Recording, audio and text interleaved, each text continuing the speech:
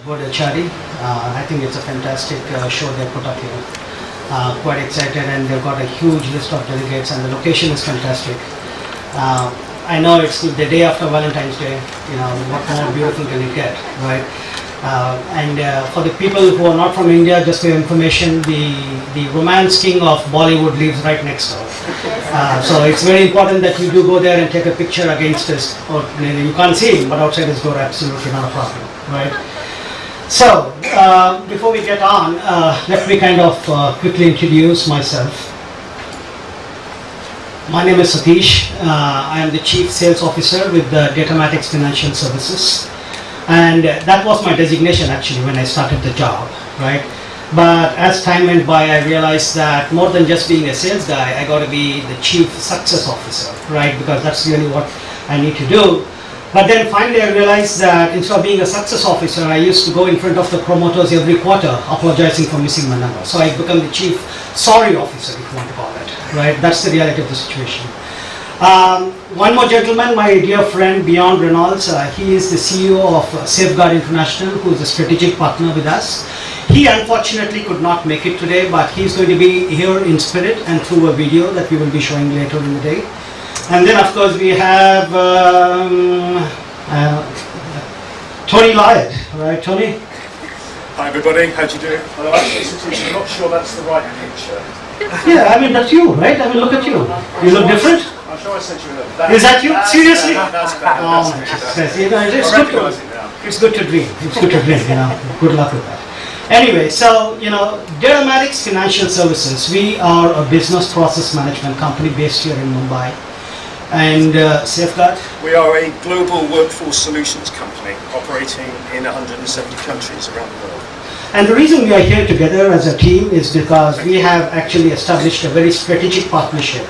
And we stand behind this product called iWebHR, which is really what we'll be talking about as we kind of go forward in this presentation. So, even before I get a little bit ahead of myself, I see all these lovely HR people out here in this conference. I just wanted to take 2 seconds to recognize for the things that you guys do, right? I met my dear friend Jack Welch, it's a lie, and he kind of made these 2 quotes, right? He said, the CFO and the CHRO better be on the same importance in any organization, right?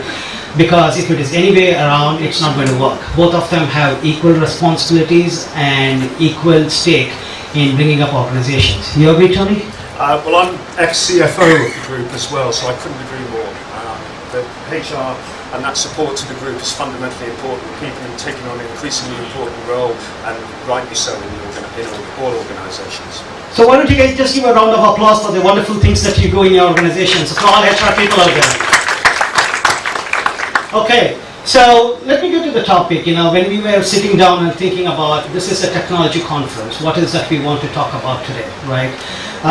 You know, we wanted to talk something about, you know, which is related to HR, but payroll is really the specialization that iWebHR brings into play. And we wanted to talk about how can we innovate, how the entire world is getting paid, right?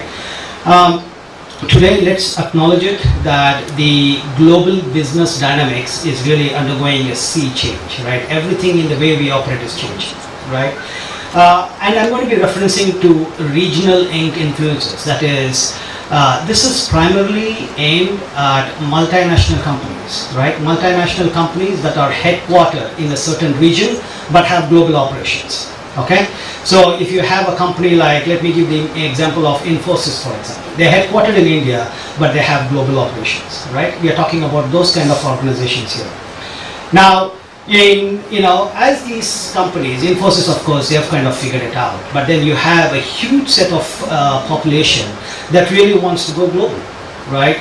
And when their aspirations of going global are there are 3-4 things that is happening in today's economic scenario. You have Mr. Trump up there in US who just got elected. Fantastic guy. I love the guy, right? I hope most of you do too. But, you know, how is economic policies is going to change the way the globe does business with each other is going to be really, really critical in the next 12 to 16 months, right? We have the Brexitization that has happened recently. right? That's really going to change the way the world does business with UK and with Europe at large, right? Again, an important change. And then, of course, we have Modi, who brought in the demonetization part, right, which has a slight impact. But in spite of all these things, what is really important is regional companies still want to go global, right? Because the globe is the market today. The world is flat.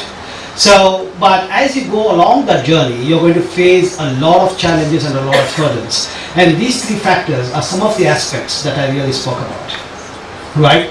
So let's talk about what is the market looking like, right? And I will, like for example, if you see the number of multinational companies across the globe, let me take the example of India here, right? India has roughly got about 640 multinational companies today, right? Out of the 640 multinational companies, I have put them into three buckets you will see on the left hand side, okay? The three buckets. Bucket number one is really the companies who figured it out, right? The TCS, the Infi, and other large companies. They figured it out. They are globally present, they made mergers, they made acquisitions, they set up their own delivery units across the world. So they know what is the way to do it, right? But with these three factors in influence, again, they are being challenged now. They're not going to get the visas into the US, right, which is traditionally the biggest market for them, right? With Brexit, they're going to be challenged. They're going to be looking for new regional locations from where they're going to be delivering services to customers. The second bucket is a group of customers or a group of multinational companies who, they have the traditional sales office set up. They have an office in Europe, they have an office in US, and that's what globalization means for them. But then there is an aspiration. They want to go and take it to the next level, right? They want to have actual delivery facilities, actual employees working on their behalf globally, right? So that is the second bucket. The third bucket of multinational companies are people who really want to go global in a large scale but have never done that, right? Mostly limited to the Asia Pacific region but not truly global in any manner, right? So when you look at the aspirations of these people, they are faced with a myriad of challenges, right? Especially related to HR and payroll. When you ask an HR professional or an HR leader, what is the biggest concerns that you have when you think about going global? Their answers are, how do I go global? How do I recruit the best of the talent globally, sitting here in India, for example? How do I manage this talent? How do I pay this talent on time, right? How do I monitor these people? How am I going to be compliant with the local rules and regulations of the local government and the geography that I employ these people, right? I don't even understand the language that some of these people might speak, especially in Eastern Europe. How am I going to deal with that, right? So, I took these challenges and then we had a long brainstorming session, and then I asked my friend Beyond to really, speak about what his thoughts on this subject were. So let's hear what he has to say. Thank you, Beyond. So, that was Beyond Reynolds. He's the CEO at Safeguard, who's our partner. But then, guys, you realize this, right? I mean, it's the same thing. Today's world, talent is global, right? Let's acknowledge it. The customers have got global, right? And the requirements are global, right? There is no other option other than for regional companies to be truly global in the way that they do business, right? So I'm just baselining here. I'm making sure that I'm capturing what are the challenges, right? I want to go global. How do I go global? What are the challenges? So now I have somebody who's worked with global customers in helping them to go from a regional player to a more global player, right? He and his team have literally handled a lot of regional companies and helped them to go global. I would invite the man with six packs, Tony Lloyd, to kind of walk us through some case studies, please.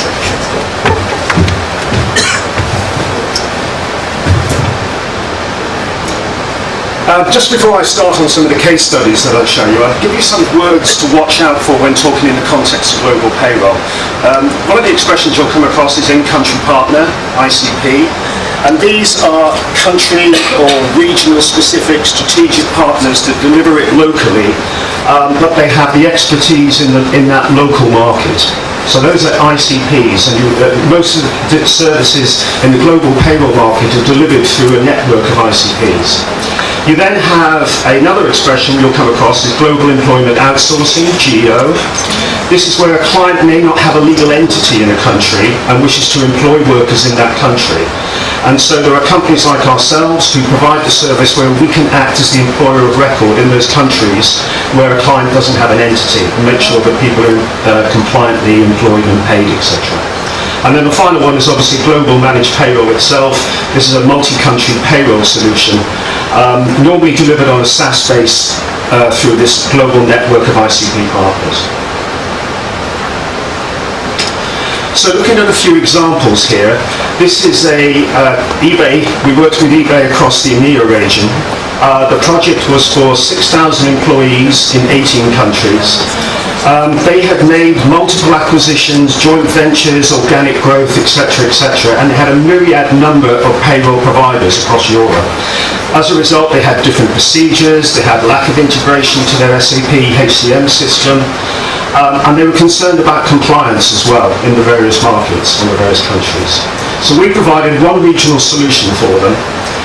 We implemented that project over 15 months on a phased basis and gave them standardized processes, full integration to their SAP HCM and finance systems, and gave them standardized KPIs and SLAs in terms of the delivery of payroll. The result of that was increased operational efficiency, much better view of compliance oversight, more accurate and timely reporting, and fundamentally what it does, it takes pain out of running payroll across multiple countries and allows the HR function to focus on supporting employees. A second example here is a combined group called Puma Traffic Europe. They had 11,000 plus people across 60 countries in all regions of the world, EMEA, APAC, LATAM, etc. And again, they had made multiple acquisitions, they had joint ventures, they had disjointed systems, they were now introducing Workday, but nothing was integrated. They were definitely concerned about compliance because they had far-flung organizations. They were concerned about disaster recovery because they didn't have backup systems in countries. And so again, we implemented our global payroll solution for them in a 12-month period. And in terms of timing of projects like this is very much a question of how much change the organization can manage. In terms of implementing it, we can implement as quickly as the organization so wishes, but it's often the change management that goes with it that's important. And again, once we'd implemented that, they had standard processes, fully integrated to their Workday. We gave them an employee portal that was available in 40 languages for their staff, and we give them real-time data analytics of their payroll on a global level.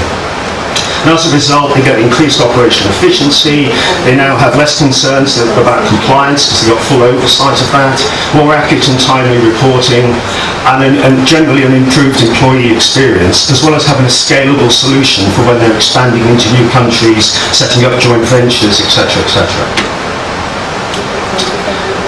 Another example of our global employment outsourcing is with TGIFs.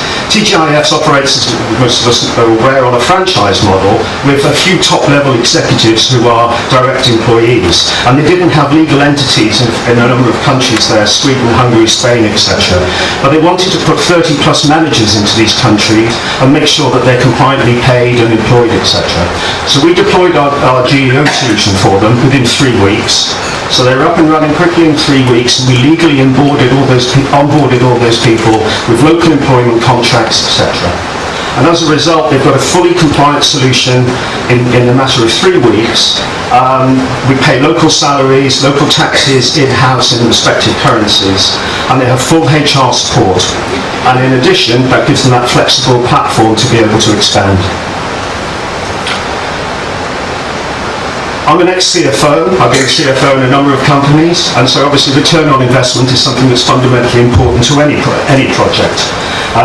We have an example here of a project that was for 7,000 global employees in 33 countries. They had all the challenges that we've just touched on: decentralized systems, lack of compliance, etc., etc., disjointed systems as well.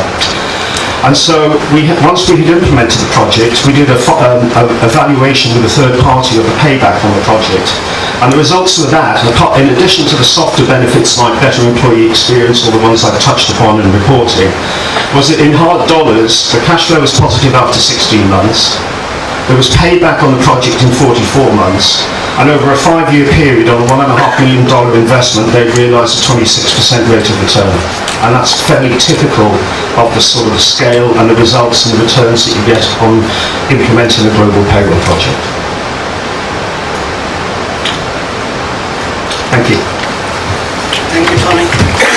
So, I don't know if you guys actually caught this concept of, actually you had a fish swimming, I think that was Nemo. The concept was going from a small pond to an ocean, right? So just for information, in case you think about it, what the hell the fish was doing in a HR presentation, right? Just want to make things clear. But, guys, I'm not going to take too much time. We'll be happy to take questions. But, we are going to be here out there in stall number S33.